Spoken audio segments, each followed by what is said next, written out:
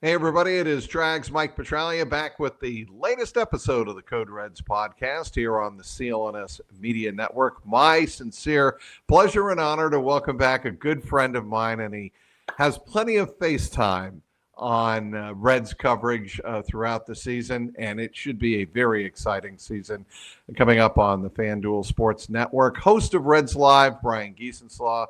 BG, how you been?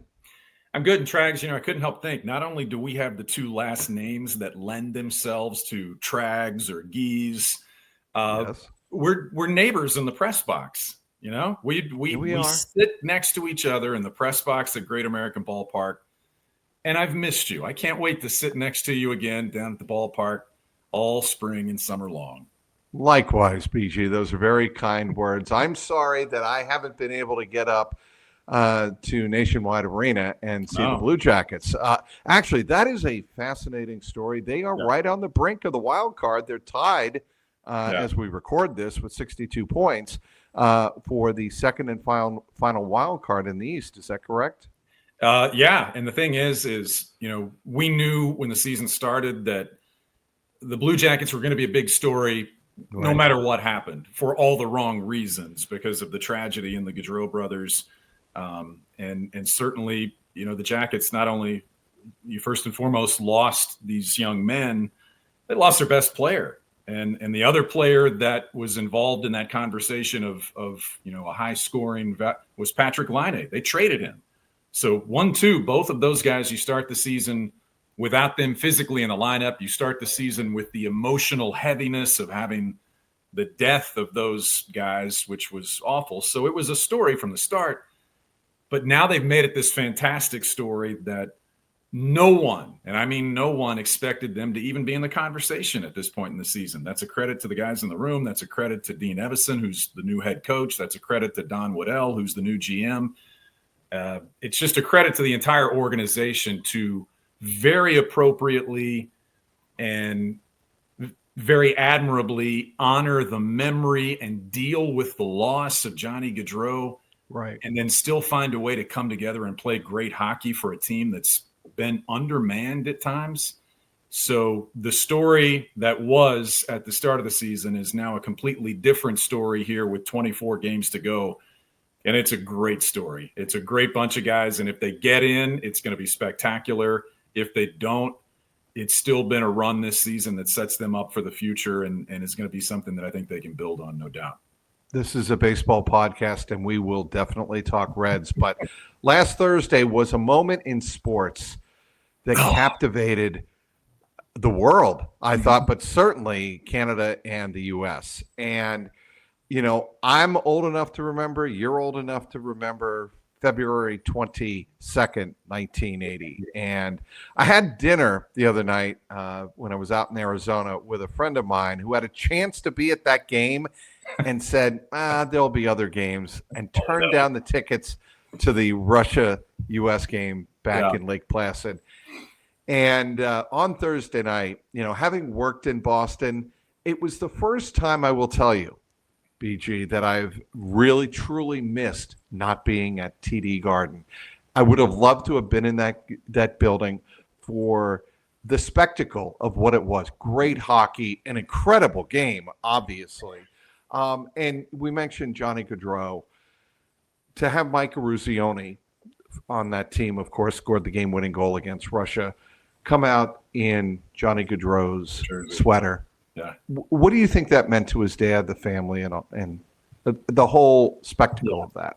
Listen, I'll try to summarize this. When I said that the Jackets had done such a great job of dealing with the situation for which there is no blueprint on how to do this well and how to do it correctly. That is honoring the loss of Johnny and Matthew Gaudreau and doing it in a way that their families would want. And from the start, from opening night, the Blue Jackets were so careful. They consulted his wife and his parents and his sisters. And they said, here's what we think, but we want to do something that lines up with how you would like to see all of this go. And so the family's been great. So opening night, his wife Meredith said, look, I don't want you to play sad music when we remember Johnny. He would want to play hockey. He would be excited about opening night. let's embrace that part of it. So the Jackets did that. They did the same thing in Calgary, where he spent so many years with the Flames.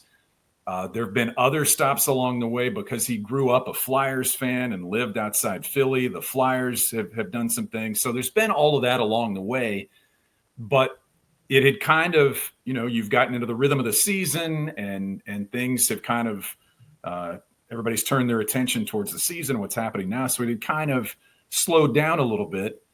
And then Team USA brings his jersey and his sweater and puts it in the room and puts it in a locker. And then Eruzione comes out with his sweater on, and his parents and everyone are there. It's such a great story, and it's so good because he very well may have been on that team. You can't assume that he would have, but he very well may have been on that team and been part of that. He'd been part of a lot of international competition and been good. So that was such a great moment from the Gaudreau standpoint and that memory. But you talk about the tournament, There had not been the best on best international competition in 9 years or whatever it had been, because the NHL skipped the last two Olympics and the players are dying for it. The players love the Olympics. The owners and the teams, not so much, but the players love it. And so they came up with this concept for Four Nations, and it's a great concept on paper. It's not all inclusive. It didn't include all of the best players in the league because all of the best players don't play for those four countries. But it was a great start and way to reset and kind of renew this type of competition. But that's all on paper. And I think even the people that designed it and set it up, when they saw it on paper, couldn't have imagined what happened. And the reason it was so different was because of the passion of the players, because those guys showed up from all four countries and they wanted to compete and they wanted to win. And so the passion of the players made that tournament what it is. And then we can all draw up sides and wave our flags and say we're Team USA and we're Team Finland or whatever. That's great. You knew that was going to happen, but it worked because of the passion of the guys in the NHL. And being a hockey guy also, exactly what that is. You could have seen it coming, but the fights with the Tkachuk brothers and JT Miller start, that's what nobody thought was going to happen, and it just sent it in an entirely different direction. So, I've heard this analogy, this analysis quite a bit in the last couple of weeks. The NHL is the league that finally got the all-star concept right. Do you agree with that? I see your reaction, and I mean, it's more than an all-star game, right? And I understand that, but to have the best of players type of format, this is what you want. You want players playing that game like it means something to them. The way I remember Pete Rose would always say about the MLB All-Star game, the Midsummer Classic, it meant something to the National League to go out there and win the game and beat the tails off the American League. It meant something. Well, in this hockey tournament, it absolutely meant the world, in some cases, to these NHL players to represent their country and go out and play that game. It's not an apples to apples to me for saying this tournament versus some sort of all-star format, but I think it was the timing of what happened in that nobody enjoyed the NFL Pro Bowl, nobody enjoyed the NBA All-Star game, and because this fell where the NHL's All-Star weekend would have been, it got everybody's attention. But it like I said, it goes back to the motivation of the players. Could Pete Rose find that back in the 70s for the regular old All-Star game? Yeah, but not many guys find it these days in that same format. Sure. So I give the NHL credit. I don't think it was their intention to go out and say, we have to find something to replace All-Star weekend. It was their intention to say, we haven't done this in a long time, and the Olympics are coming up next year. Could we capitalize on this right now? Let's try this. Kudos to them for having a good idea and executing the idea in a way that the players bought into. Players aren't buying into some of the other things that teams and leagues are trying right now in terms of all-star weekends or just a way to get attention. Players bought into this. It leads into the Olympics next year and sets them up for a great, thing in the Olympics next year. but it was good for the league. The NHL is not the NFL. It's not the NBA. You don't get those types of numbers, for most things that the NHL does. They got it for this. And so good for them now. Hopefully they can find a way to continue to do events like that. If the other leagues learn something or borrow something from the NHL, that's great. But nobody said the NHL's All-Star Weekend is done for good, that it's going to go away. But you've seen now you have an option. You've seen if you put some thought into it and consider the players and what they like, you've seen what the product can be and the resulting, PR that you got from that. And so that was a really good thing. And that'll wrap up this Pucks R Us podcast for this week. We'll be back. Anytime, man. No, let's move on to baseball. The Reds are back on FanDuel Sports Network this year.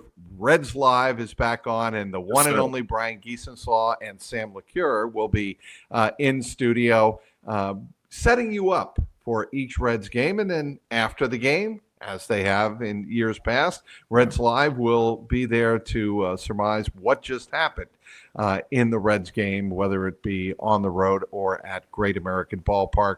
It's great news, Brian. And want to get to baseball now and get to the Reds and some of your first impressions of the first week of full squad workouts. Yeah. We've had a couple of games in the books now. I was down in Arizona, and I will tell you my impression. It's a louder, more energetic camp. And I spoke to Freddie Benavides about this. He runs the team through the infield drills. Right. I talked to Derek Johnson, the pitching coach. There's just a lot more talking and gabbing going on, and the energy is there. And I think that's probably to be expected with a guy like Terry Francona taking over the reins, trying to bring his own juice, if you will, to the situation and to the job. I will tell you that Francona has told me, he's told other reporters, that he wants to get out of the way and let the players do the work so he can sit back and other coaches can sit back, evaluate who should be on that 26-man roster when they break camp in late March. What do you think? First of all, I'm not just sucking up. Your coverage has been great. Since I'm not able to go to spring training because of the hockey schedule, I try to consume as much coverage from the people who are there as possible. And you're obviously on that list. So I've spent a lot of my time off days in hockey just reading and watching what people send back from Arizona. And I can, through the coverage and through speaking with you, I can see in my head what you're talking about. And it just kind of makes me smile because that's what you want to hear and see about a team that's in the position that I think the Reds are in right now. Yeah, you should be excited. You should be excited because there are so many positive pieces there and things that you can work with. You should be excited about change in the air, especially when it's change that comes with the credentials that Terry Francona brings to the table. You should be excited. You should be ready to play. And you also right now, based on what I see and the names, when you put them on paper and all you guys are, doing roster projections, there's competition, man. Oh, yeah. There have been years that the Reds have gone to spring training and you could pencil in a 1 and a 2 in the starting rotation. And then your conversation about who's next started with number 3. That's not the case this year, right? I think we have to realize, and hopefully the roster realizes, that, good teams have good players in AAA because the competition is good. Yep. And hopefully the Reds have put themselves in that position where they're going to be guys that they're going to compete as hard as they can. They're not going to make it. The other thing we know is injuries are inevitable. Nobody likes to talk about them, but guys like Nick Krall and Brad Metter have to plan for them and think about them. And so you feel better about the way things are set up right now in terms of depth, I think.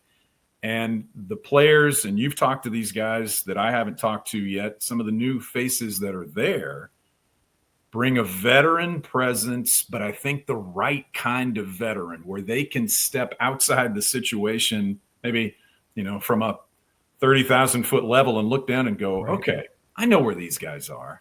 They're super talented. And I think they know they're super talented, But I know what they need to hear right now. I know what they need to see based on the fact that they've been super talented for a couple of years and haven't gotten the same results. And so I think they very carefully picked those additions based not only on what they offered on the field, but certainly what they could offer these young guys as you pair them with someone like Terry Francona. So I think the excitement from that standpoint is to hear you write about that or talk about that. That's what you want to see. And I hope that all that's taken place because it feels like it is.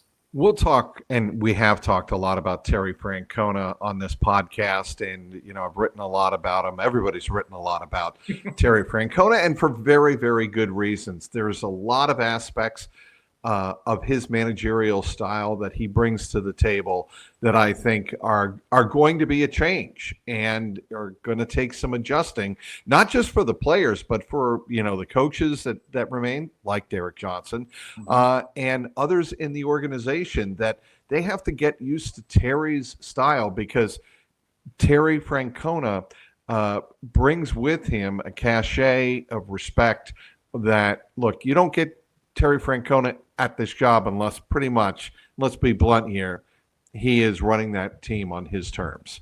And I think the Reds are totally fine with that. Right. No, I think they are. I think they want him. Obviously, you bring someone in with his credentials to do exactly that. But here was my favorite story from spring training so far that I've seen that all you guys wrote and reported was the spring game openers. And the Reds and the Guardians had good year. Here's the two parts of this that I liked. I loved that Terry Francona said, I don't want to be there when they play that first game against the Guardians because it doesn't need to be a hug fest. It doesn't need to be about me. I want the players to know that we're here for them, that it's about them. I'm a Red. He loved his time in Cleveland, but I thought, I don't know if I would have even thought of that if I managed the first spring training game, which means nothing, against my old team, what the optics of that may have been to somebody on the team or somebody from the outside who still sees Terry Francona as somebody who's a Guardian or a Cleveland guy.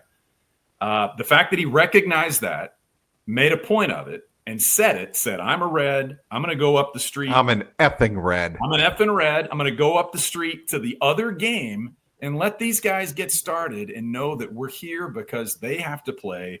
They can play the Guardians. He's not going to get away from it completely. Eventually that day comes where he has to go and shake hands. But he knew right away that wasn't the time to do it. And then on top of that, I saw Hunter Green.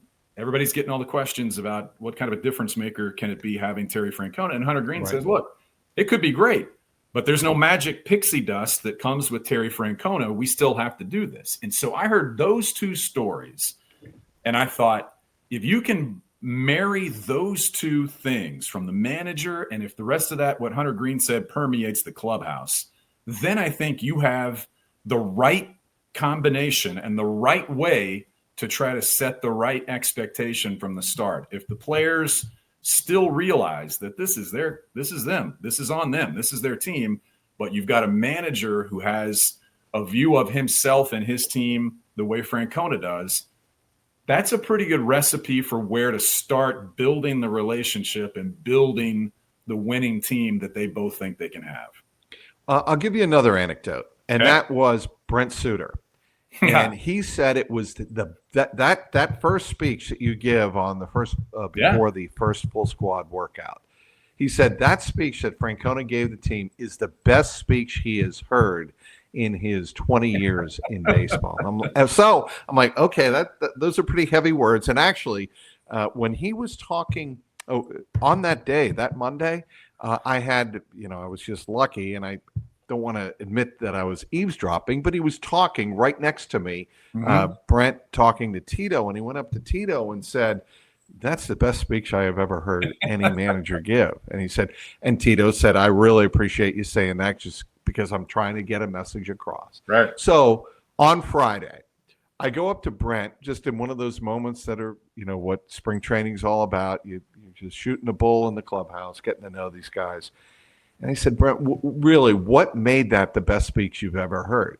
And he said, Trags, he told us things and inspired us in a way that I never looked at before. And I said, well, give me an example. And he said, well, he tells all the veterans, he said, all of you veterans who have been here 5 or 6 years or more, just because you've been here doesn't mean you've been gifted anything except the opportunity to lead the other players. Right. And you have to go out and earn everything every day. But if you show that you can earn it, that's the way you can lead. Yeah. And Suter was like, that is such a fascinating way to try and connect with older players who inherently, when they come into a clubhouse, BG, you've been around athletes in all sports. There's like this assumption that these veterans have it over the young players because they've been around, and the rookies or second-year players haven't. And that wasn't Francona's message at all. Francona's message was to engage and really empower the older players to take responsibility for trying to lead the younger players. Yeah. I just thought that was pretty fascinating. Well, think about all that he's seen in his career as a player and manager. I just flipped on the game right before we came on, and the Dodgers crew were talking about, can you believe, Francona's been managing 24 years. Mm-hmm. And, you can think back to a time when, when he was in Boston, when he was still relatively new. I know, Philly and Boston and whatnot, but he's been around a long time, and he's still got one foot in that era. We talk so much about Pete Rose, he's got one foot in that era when things were different. And he's been one of the few people that's shown that he can adjust and not ever fully swing, his way of thinking to this fully present day way of doing everything, which is a strange way of saying not embracing everything that's new about the game, but to find a way to exist in both those worlds. And if he can relate that to players, I think it's going to be great. But talking about that day one speech, I heard him on Jason Stark's podcast before and they asked him about it. And, he was already spending time during his days before he got to Goodyear, not scripting it, but laying out what he wanted to get across. And he goes, I put a lot into those first day speeches because I don't want to have to say a lot of those things after the first day. And so he was already mapping that out and thinking about what he was going to say. And the story you just told and everything else I've heard sounds like he nailed it. Well, and I'll give you one more anecdote, and then we'll move on to some of the players. And that is, he was asked before the workout, I believe it was on Friday or Saturday, what do you think about celebrations on the field and the respect for the game? Because Tito very much believes that the game should be respected, and when it's not, he gets ticked off. And he's told me that on many, many occasions. Mm-hmm. So he said something that I thought really walks the line very well. He said, celebrate with us. If the celebration is about your teammate or your teammate doing something great and you're celebrating as a group, I'm all for that. Don't be dissing the other team. Don't be showboating to the other team, like outwardly, bat flip in their face or what have you, or doing something that they could take direct affront to. If you're celebrating in the dugout or, doing whatever the Reds have done in the Viking helmet, I think Tito would roll his eyes, but they're celebrating. He would roll his eyes. He'd roll his eyes, but he'd be like, you know what, screw it. They're celebrating amongst themselves. Let them enjoy each other. I think he's okay with that. But at the end, he said, I have to understand it's not 1978 anymore. Mm-hmm. And that, to me, is Francona in a nutshell. He gets it. He comes from that era, obviously, but not that he's not that old, but he played in the mid 80s and played through up until about 1991, and then he went into coaching. But he understands that era, but he understands what baseball is today. I want to move on to a player, and I mentioned that the workouts had been louder, and something that struck me as fascinating. And I don't think I've written this yet. Maybe I have in one of my notes, takeaways. Gavin Lux the other day went up to Ellie in a rundown drill. And I wouldn't say he yelled at him, but he was very, very vocal about getting out of the way in a rundown so that A, you don't get trampled, and B, you don't disrupt the play. And I'm looking at Gavin Lux. This is a guy who comes from the world champion Dodgers, and he's 27. He's not been around 10, 15 years, but he's certainly been around, and he's been on winning teams. And he's using his voice to obviously one of the game's elite players, a superstar in the making, probably already there.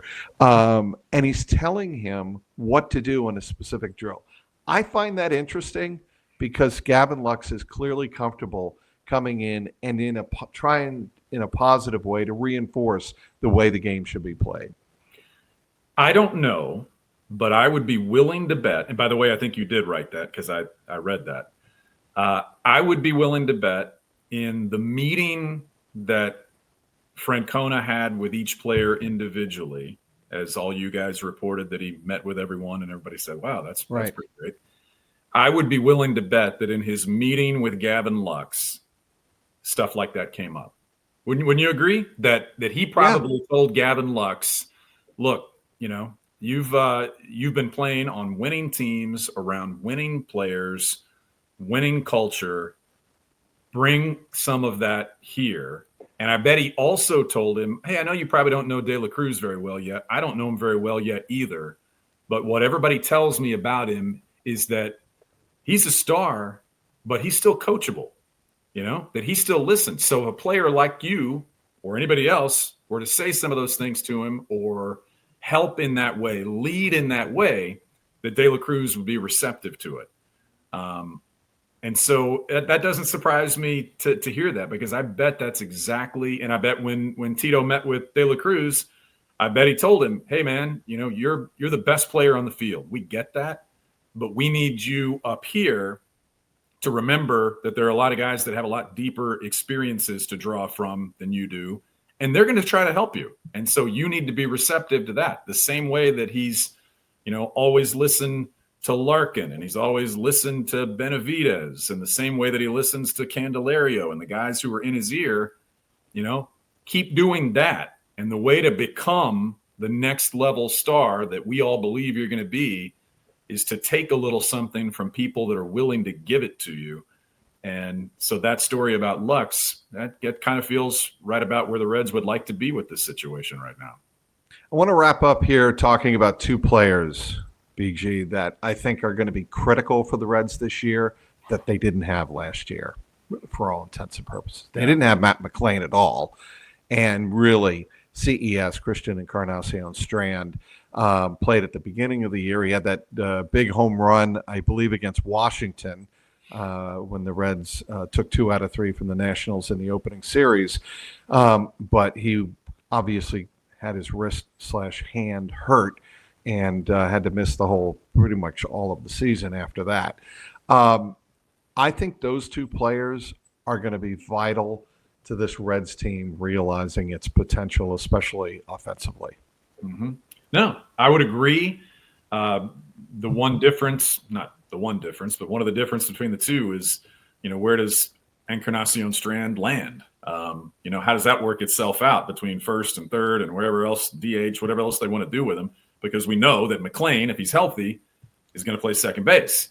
And to hear Francona bring up Dustin Pedroia, and you could speak a lot more to that than any of us can, whether or not you see any of that, budding Pedroia and Matt McLain outside of the diminutive infielder who's really good.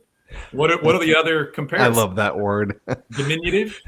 Yeah, diminutive fits in a lot of different ways, but I told Tito this on Friday when we were just talking about the obvious comparison.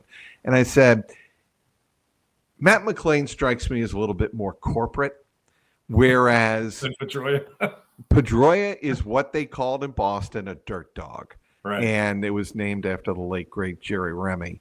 But the Boston Dirt Dog. That is what Pedroia was there. And I think McLean is the most polished player on the roster. I don't think you'll get a lot of disagreement from anybody in the Reds organization if you say that he is the most polished, finished player on both sides of the ball. Yeah, you agree with that? Well, yeah, I think so. I mean, it's hard to say because we haven't seen him in a year. That was the impression that everyone got when he was here. Right. But that's another big question mark. There are no guarantees. Everybody knows, there are no guarantees when you come back that you pick right back up where you left off and continue the same trajectory because, no player has this type of steady trajectory throughout his career.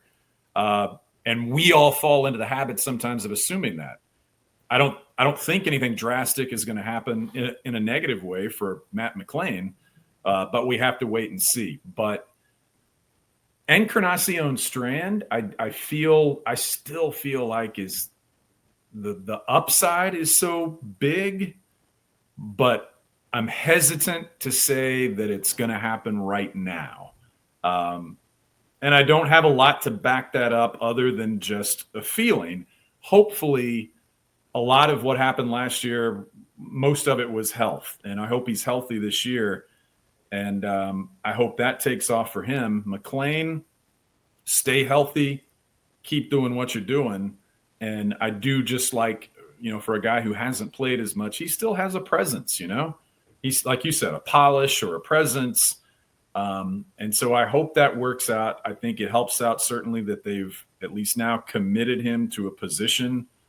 I think it would have been the wrong move to bring him in and say, well, we're going to see where he fits. I'm glad they put him there and let some of the other guys worry about where they play and how much they play. Encarnacion Strand could be massive for this team if all goes well for him and he kind of finds his rhythm and his groove. I'm a little bit more with a wait and see on him. I think that's fair. I said I wanted to wrap up there. I lied. Two other players that I think are worth noting. One is another genuine reflection on what Terry Francona means when he asks all of his players to earn playing time. With Noelve Marte, he's been working with minor leaguers. He has not been with the Major League club in terms of their drills, infield drills, in workouts. And his quote is, he's got a lot to earn. And I'm like, wow, that is a great way of putting it. It doesn't mean that he doesn't think Marte doesn't have tremendous potential and that he doesn't have a lot of great raw ability, but he has got to take accountability for taking that raw talent, listen to the coaches, and then showing everybody in the organization he's worthy of competing for a spot on the big league roster. Injuries can happen, and certainly that could open a door or two for him. But I think right now you're looking at him starting in the minor leagues this year. The other player that stuck out to me that is noticeably different, Jeimer Candelario's lost 10 to 15 pounds. He looks pretty agile at third base, and I think Candelario is probably in the mix right there with Gavin Lux at third base to start the season. Yeah, and I think I even read Francona, no one wants to know what somebody did before I got here. Some coaches or managers say, don't even tell me what happened last year. I want to know. I want to start clean in spring training. But he knew that I think the Reds expected more and hoped for more from Candelario last year. And again, hopefully a lot of that had to do with the injuries he had with his knee and whatever else was his lower body injuries, to borrow from our other sport. Hopefully that had a lot to do with it. But I'm with you. We know what he looked like before he got to Cincinnati, and he was a doubles machine. And we know he can play. And we know he can play third base, and he didn't look like that player last year. So I've heard you and some others say that he came in great shape. I'm glad he came in great shape. That's your job. But hopefully he's healthy and can parlay that back into the player he was a year before. I think for those players, for people like him, not only do they have, we know players like that. They have pride. They have personal pride. Nobody in this team is there to cash a check. And so I think everybody that didn't have last season go the way that they wanted it to is going to come back motivated in some way. But I think you inject in that the culture that Francona will set, the expectations that they'll set, and the fact that that they did such a great job, as I said before, about stocking the roster with options. Jeimer Candelario probably wants to play third base, but when you have Gavin Lux and you have Encarnacion Strand and whoever else, you've got to look and go, I've got to go out there and play well enough so that they think that I'm the guy. So I think all those things are positive, but Candelario, like I said, he can hit doubles all day. And if he does that again on this team, they get some guys on base, there you go. We started this podcast off talking hockey. We'll end it talking hockey. Big game Saturday night. Oh, yeah. At the Horseshoe. And it's going to be a very, very historic type of environment. And I'm sure it's going to have a different feel. These games, these outdoor NHL games, all have their unique feel. Right. And I'm just curious how excited you are, BG, to see what kind of feeling that takes on Saturday night, Blue Jackets and Red Wings. I'm so excited because, as we said before, it is for the NHL, these are their marquee events outside of the Stanley Cup playoffs. We get that. But they're always what makes them special, the uniqueness of the venue, the history of the venue, all of those things.